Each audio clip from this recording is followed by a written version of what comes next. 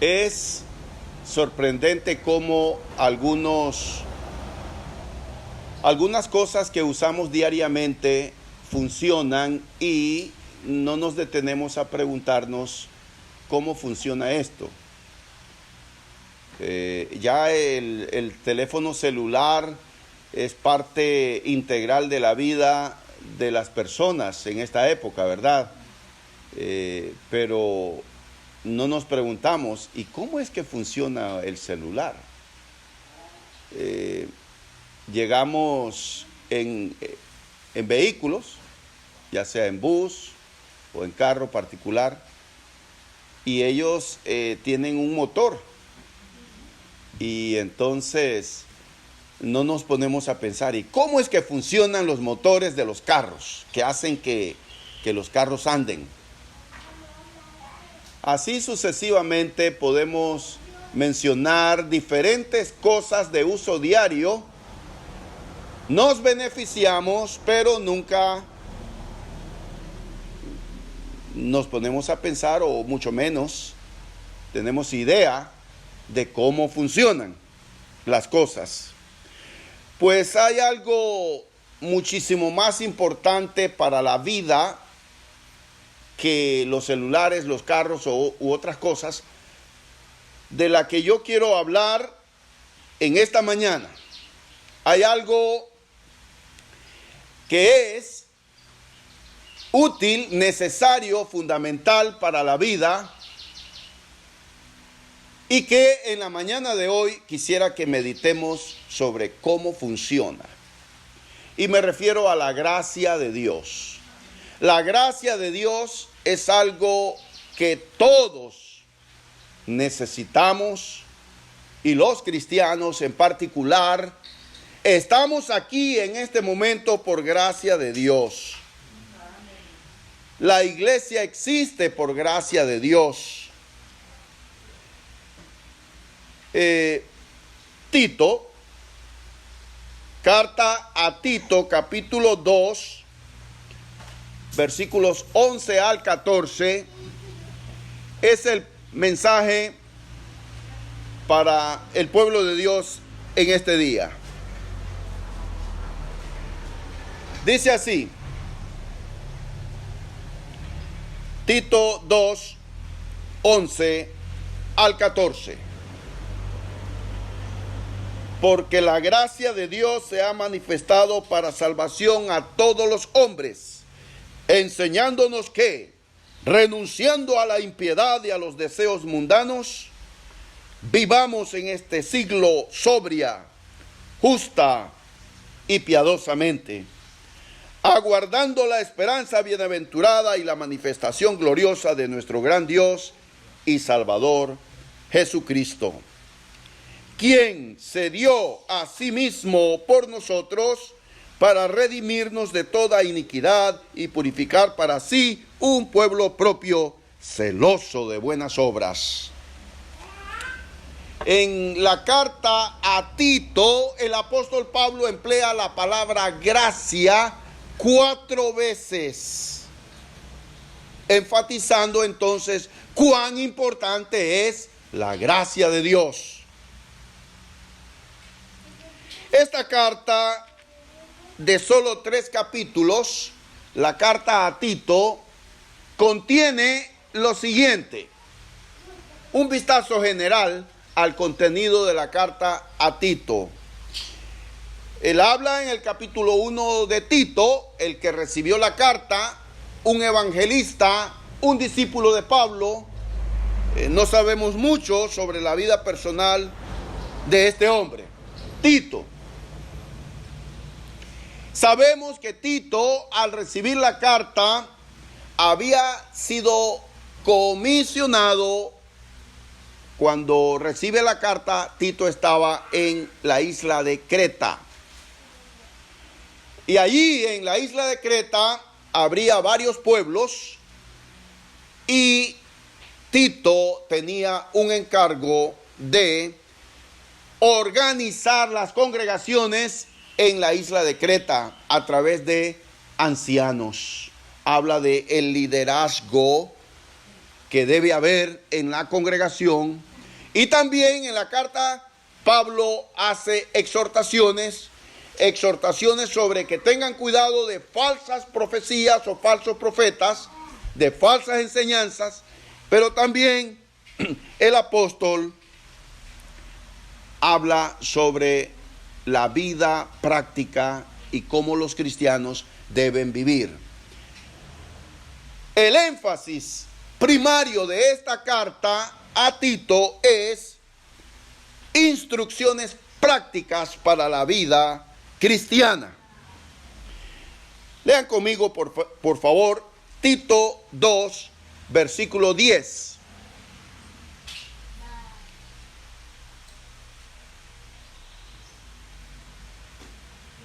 No defraudando, sino mostrándose fieles en todo, para que en todo adornen la doctrina de Dios nuestro Salvador.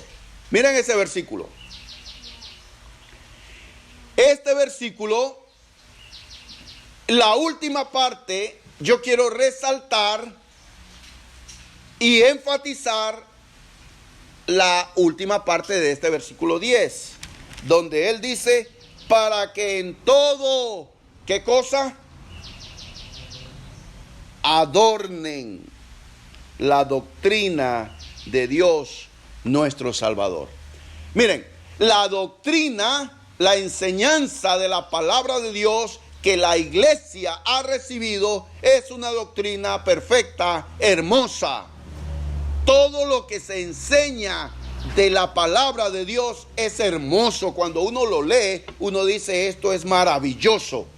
Ese es el cuerpo. Esa es la doctrina. Pero la doctrina de Dios, cuando se aplica a la vida personal, viene a ser adornada. Hay una frase muy común en el lenguaje popular que dicen, es la cereza en el pastel. Se le pone en la parte alta del pastel una cereza, un adorno, un toque especial. La vida de los cristianos, cuando aplican la doctrina de la palabra de Dios, está adornando la doctrina. Fíjense, Tito 2:10, quiero leerlo para ustedes, citando ese mismo versículo, 3 versiones de la Biblia distintas.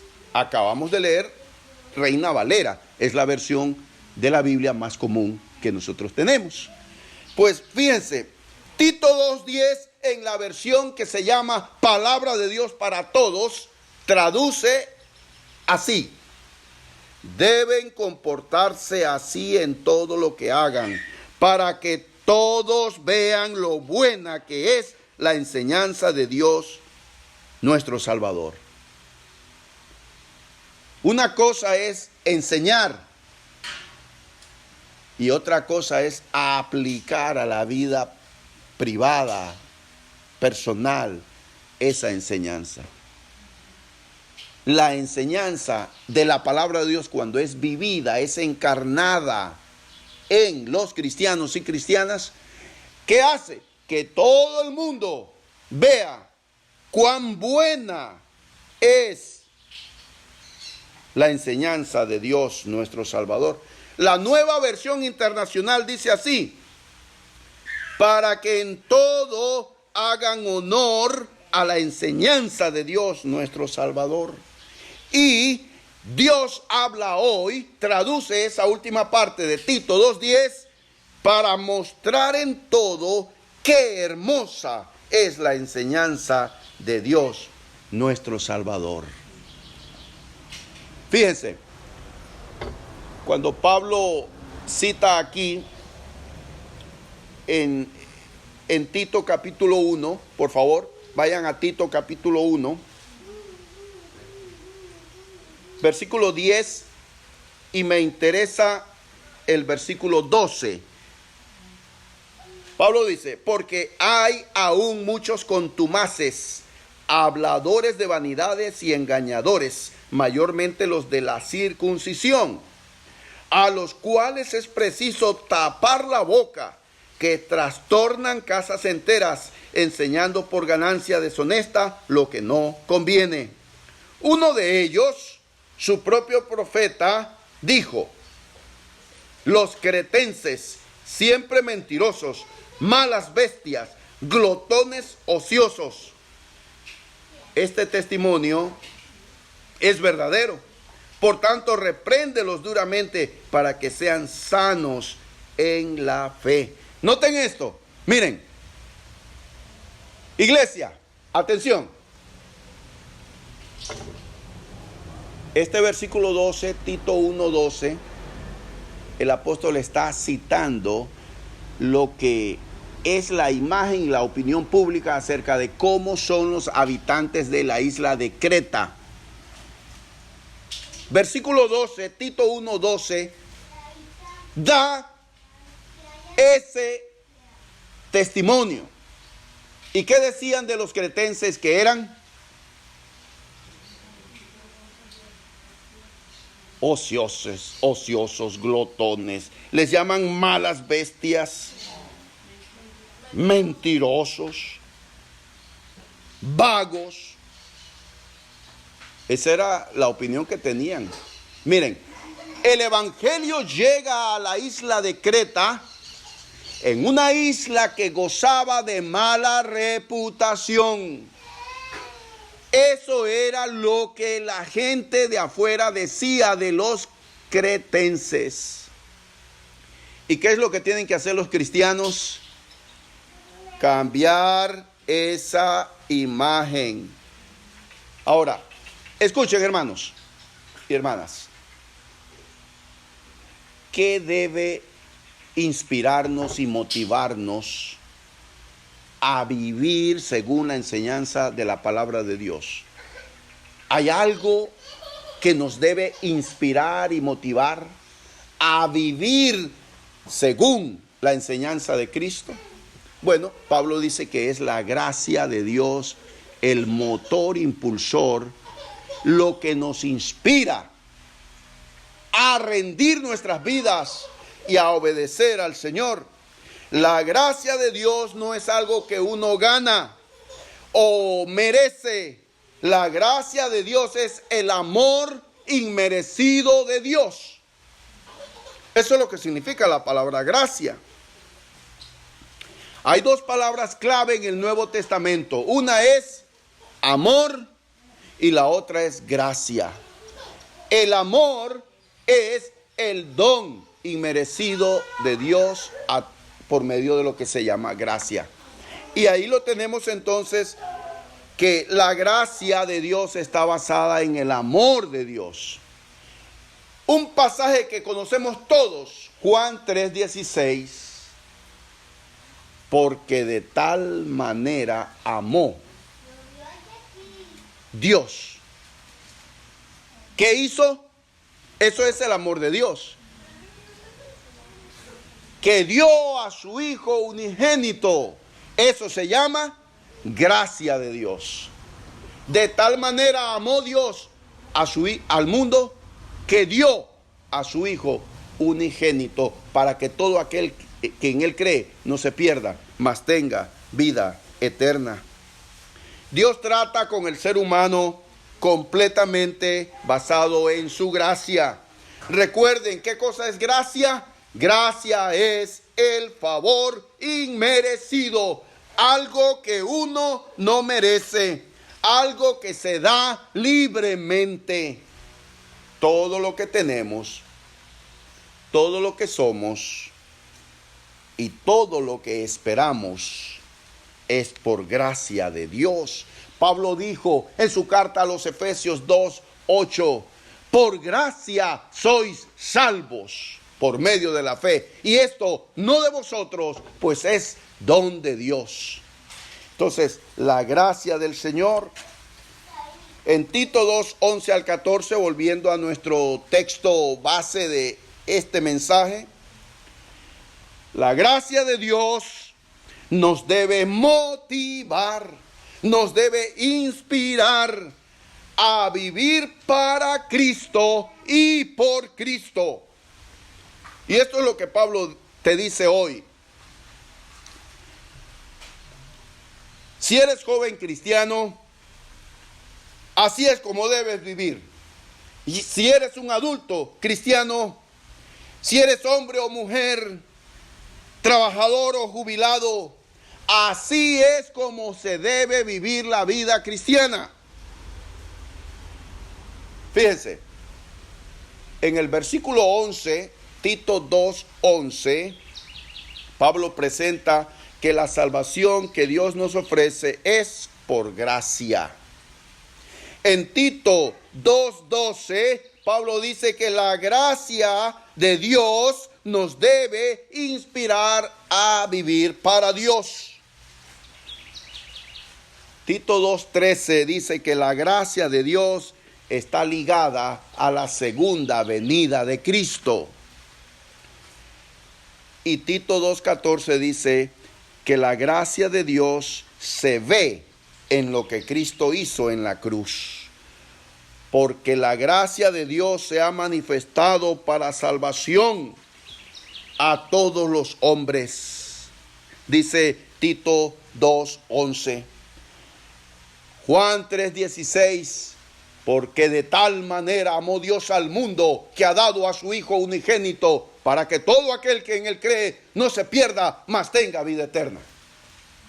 Y luego Pablo dijo en su carta a los Gálatas, capítulo 4, versículo 4. Pero cuando vino el cumplimiento del tiempo, Dios envió a su Hijo, nacido de mujer y nacido bajo la ley. Eso se llama gracia de Dios. Dios está pensando en nosotros, en salvarnos. Dios está pensando en darnos esperanza. La gracia de Dios ofrece salvación a todo hombre. Ahora, nosotros sabemos cuál es el plan de salvación. Sabemos que Dios nos llama a creer en Cristo, a arrepentirnos, a confesar nuestra fe en Jesús, a ser bautizados en agua para nacer de nuevo del agua y del Espíritu, a vivir una vida de santidad el resto de nuestra vida. Y dice, volviendo entonces a Tito 2, versículo 12, dice que la gracia nos enseña, enseñándonos ¿qué? ¿Qué nos enseña la gracia de Dios? ¿Qué nos enseña la gracia de Dios? Nos enseña a renunciar a la maldad y a los deseos mundanos y a llevar en el tiempo presente una vida de buen juicio, de rectitud y piedad, mientras esperamos la segunda venida de nuestro Señor. El diablo controla este mundo y el pecado es muy atractivo. El diablo es el gran mentiroso. Debemos hacer lo que la gracia de Dios nos enseña a hacer.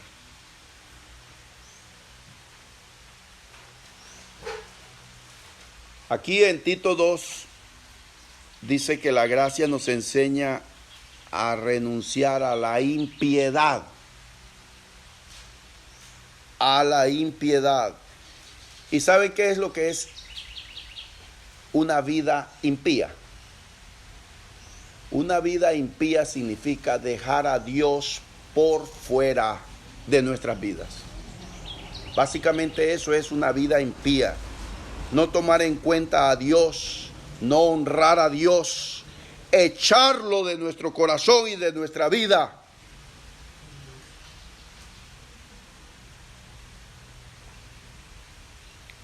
La gracia de Dios nos enseña a decir, no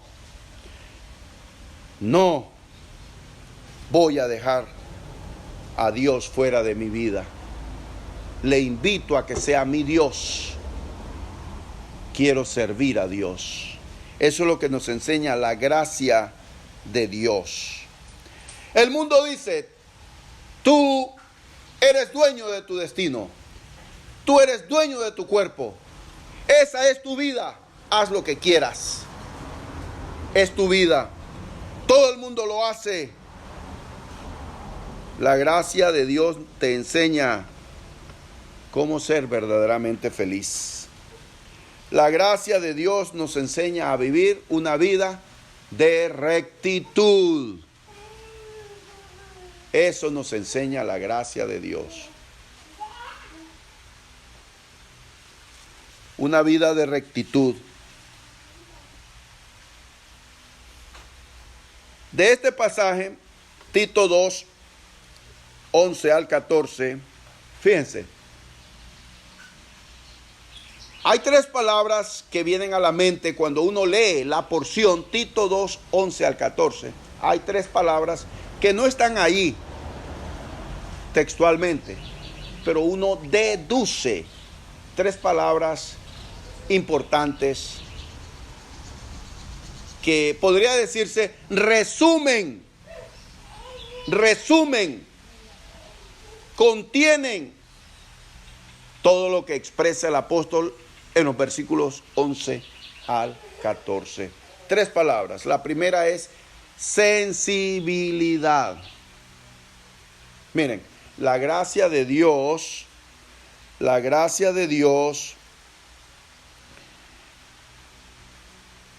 nos da perdón. La gracia de Dios nos habla de cuánto Dios nos ama sin que lo merezcamos. Cuánto nos ama Dios que aún siendo nosotros impíos, ingratos, desobedientes, aún así Dios nos ha amado tanto y lo ha demostrado con la muerte de su Hijo en la cruz. ¿Cuál es el resultado de ver esa acción del amor de Dios? ¿Qué debe producir en nuestro corazón? Cuando ves el amor de Dios en acción, cuánto nos ha amado Dios y cómo hemos nosotros sido ingratos, impíos, desobedientes, pero aún así Dios nos ama. Mas Dios muestra su amor para con nosotros en que siendo aún pecadores, Cristo murió por nosotros, dice Pablo en Romanos capítulo 5, versículo 8. ¿Cuál es el resultado de ver ese amor de Dios? Sensibilidad. Te vuelves agradecido con el Señor. ¿Cómo yo voy a pagarle a Dios viviendo impíamente, viviendo como vive el mundo, como si el evangelio y la gracia de Dios no fuesen nada? ¿Por qué voy a seguir viviendo así? Entonces uno se vuelve sensible. Uno trata y quiere agradar a Dios.